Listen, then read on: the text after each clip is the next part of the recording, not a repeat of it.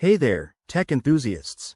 Welcome back to our channel, where we break down the latest tips and tricks to make your digital life easier. Today, we're tackling how to use your AT&T virtual reward card in 2025.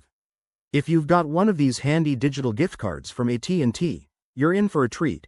They can be used for all sorts of online shopping or even in-store purchases. But let's make sure you know exactly how to get started, step by step. First things first, what is an AT&T virtual reward card? It's a digital version of a gift card, usually sent via email after promotions, rewards programs, or purchases. In 2025, AT&T has made it even more seamless with updated security features, so you'll need to verify your identity for safer transactions. Step 1. Check your email or AT&T account.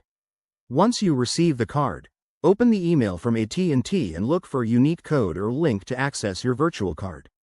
If it's linked to your AT&T app, log in there. It's super straightforward. Step 2. Activate the card if required. Some cards need activation through the AT&T website. Just click the link, enter your code, and follow the prompts. This usually takes less than a minute. Step 3. Time to shop. Head to your favorite online store that accepts AT&T reward cards, like Amazon or Best Buy.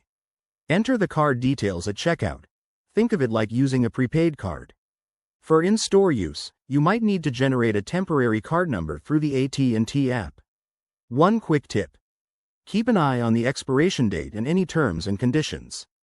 These cards often have balances that don't roll over, so use them wisely. If you run into issues, like an error message, double-check your code or contact AT&T support through their app or website. And there you have it. You're all set to enjoy your rewards. If this video helped, give it a thumbs up, subscribe for more 2025 tech guides, and let us know in the comments if you have any questions. Thanks for watching, and see you next time.